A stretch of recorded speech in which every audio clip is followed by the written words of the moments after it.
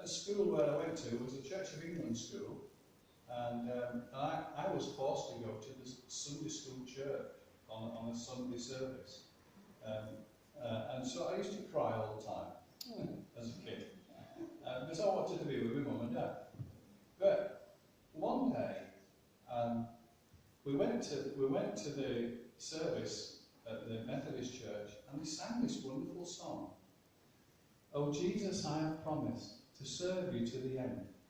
Be forever near me, my master and my friend. I shall not fear the battles, as you are by my side. I will not wander from the pathway, because you are my guide."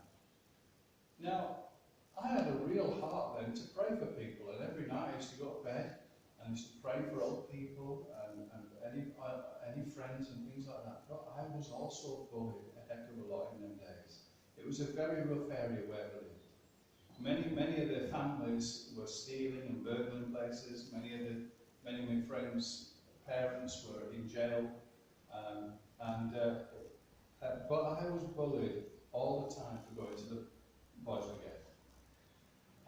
And then I learned to run fast and things like that. But it got to a point when I was about the age of 10, 11, where I decided, there's an old saying, it says, if you can't beat them, join them. So I joined gangs. And sadly, I turned into smoking, swearing, drinking alcohol at the age of 11. But then when I was at secondary school, they gave us a Gideon's book, like this. I'll put a few on the table if you want. But I never read it. And I wish now, when I think back on life, I think, well, if I'd have read this, it would have been great. Because there's a verse in there, and it says, where to find help when you feel certain things. And one of them, when you're bullied. I thought, well, that's quite interesting. And when I did become a Christian many years later, my daughter, she was bullied at school.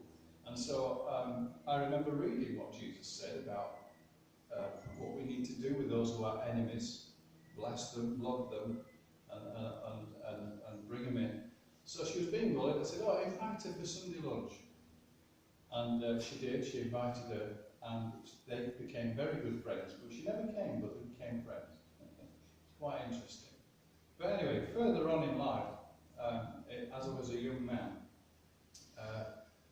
I got married, and I was turning away from all the bad things I've done. I was trying to be a good man. But one day we had to borrow money to buy the furniture for the things that were going on.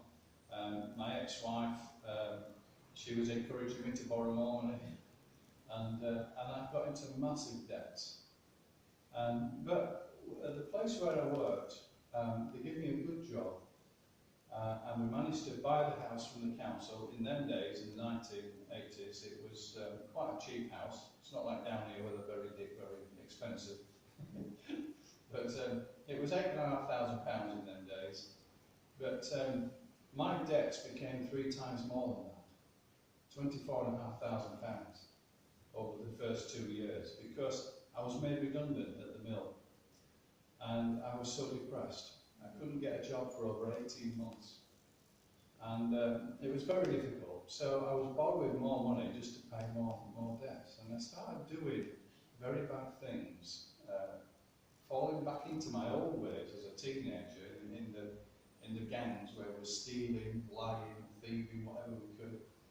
And I did some very bad things. And I decided at that point, I was so depressed, I hated myself for what I was doing, and I felt my kids could have a better dad, and my ex-wife could have a better husband. I just didn't like who I was anymore, and I decided to end my life. We broke up, and I left, and I decided to leave a message at my cousin's house where I was staying, and I went off into the woods to kill myself. And as I was walking through the woods, I was just saying goodbye to everybody in my mind. And I felt for the first time peaceful, because I was leaving this point. I was leaving. And I've always felt a bad things happen in our lives, I was often saying, "Oh God, help me," even throughout. And because I read this, I realised now that God never left me since being a child, even though I'd gone through all those bad things and done many bad things. And this is what happened. I had this overwhelming sense that I was falling down a black hole forever. And I just said, "Oh God, no, I want to come to heaven." And all of a sudden, it was like a wind that blew to me. And I felt this amazing love touch me and completely broke me into tears. There were floods of tears coming out of my eyes. And it was like all my family, my friends, and people that I'd ever met, it was as if they were all loving me all at once. That's how it felt. And then I was all these hurts and pains from the past. They would seem to be coming out from down in my soul, coming up into tears. And then another wave of love hit me, and it was like all the authorities loving me all at once, telling me they want me to live. And I thought, "Oh God." And I knew that this love was God. And that the floods of tears that were coming out more and more, I was on my knees. And then another wave of love hit me, and it was like more than all the world loving me. Everything. And I thought, wow, this is so powerful. And I felt completely dead spiritually. And I just said, "Oh God, please, I want to be a better man. I want to be a better dad. I want a better job. I want to get all these debts paid and everything." The next thing, I stood up and I ran out of the woods to get the letter that I'd left. Then my ex-wife turned up, and she said an angel just spoke to her that morning to come and see me. And so she said, "We've just had the house valued, and over these last 2 years, it's gone and tripled the value. It's worth £26,000. So we can sell the house and pay off all the debts and start again." Well, I thought, wow, that's a miracle. What an answer to prayer that was. And we sold the house. We got back together again over the next few weeks, and we started a new life. This time we had more children, 4 kids. I became a landlord of a pub, and then we moved on. After 3 years, I still felt the need to go to church, but I never did. And then one day, we moved from that business, and I was still telling people what happened in them woods, just naturally. Wow, this was God that touched me. This is why I didn't kill myself.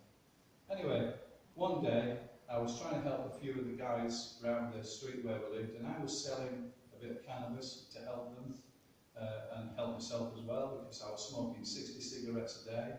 I was an alcoholic still, and I was a very strong swearer. I was always swearing, naturally, every other word. Anyway, then all of a sudden a vicar knocked on my door, inviting me to church. And I says, "Oh no, I'm not going to church." I said, "You churches are boring." I said, "New vicars drone on like bagpipes."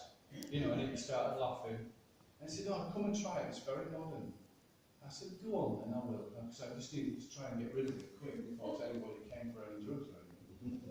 Anyway, then I said, "Go on, we'll come." And I took all the family there, we all went, and wow, that wonderful feeling that I had in them woods of that love and joy and peace that was touching me, I could feel it in that building. It was absolutely packed. They had massive revivals in the area, and everybody was dancing, clapping their hands, worshipping God. I thought, wow, look at this. This is different. But then I could feel that lovely peace and love. And it was making me feel like crying again. Anyway, afterwards, I went to the pub where I was at, and I said, "Look, you guys, we all try and find a really good place to go. You need to come to church. It's absolutely brilliant. Come on. You're going to love it." And they went, "No way, Malcolm, we're not going there." And I said, "But guys, it's lovely." And I missed, because I lived my life trying to please people and helping them, I didn't go the week after, and I just stayed with them. But they were all miserable. And I said, "Look at you lot." I said, "If we'd have been to church this week, we'd have all been happy. So come on, cheer up." And we just go, And so I said, right, I said, I'm not following you lot anymore, I'm going to church. And they started having a meeting then at my house. They agreed on a Thursday evening, and they started reading the Bible to me. And they were telling me all about Jesus. You all know about Jesus, don't you? How Jesus died for us. And even though I've learned stuff like this at school, and from being a child and remembering that, you know, things that we said, I always felt God was with me, but I was still doing some very bad things. And then as they were going on it, I just realised I wanted to die. And I died to myself and accepted Jesus as my Lord and Saviour. And when he said he was knocking on the door of your heart, I opened my heart and received Jesus as my Lord and Saviour. And immediately, I was just glowing like a light bulb. It was an amazing feeling that I had. The next day, a guy came, and he was shocked. He said, "Mark, I've listened to you talking for an hour now, and you've not even swore once." I went, "Wow, yeah, look at that. I've accepted Jesus, and you can see what's happening." And we read in the scripture where it said, "Do not swear." And because if you swear, it's because there's a demon or a bad spirit in you. So I thought, wow, look at that, being delivered. Wonderful. And as I was reading how Jesus delivered people from evil things, I thought, wow, look at this. The next thing, a guy knocked on the door and he wanted some cannabis. I said, "Listen, mate," I said, "I've got rid of it all." I said, "I've accepted Jesus as my Lord and Saviour. I'm now a disciple for Jesus. And I'm telling you, I've got rid of all that evil stuff at my house. I even shut the TV out. And my kids and my ex-wife, they went next door to watch TV. Because I could see anything that was bad, I just got rid of it. I recognised it straight away. I thought, I'm not having that. And then, all of a sudden, we saw our cat, and it had a dead bird in its mouth coming towards us. And I felt so sorry. And I jumped over the fence and I grabbed it. I said, "Oh, look at this." I said, "We feed our cat. Why is it killing a bird?" And then I picked the bird, the dead bird up in my hand. I said, "Look at that. It's killed a bird." And I felt so sorry for it. And the guy was there. He was laughing, but I was feeling very sad. And all of a sudden, I felt this warm feeling going from here, coming up and down my arm. And as I had the bird like that in my hand, I could feel the heat go down towards it. And all of a sudden, it looked like that and then flew off. And all the birds in the trees, they were all started singing. And I thought, wow, look at that. And I said, "That was Jesus." I said, "That was God in me that did that. It wasn't me."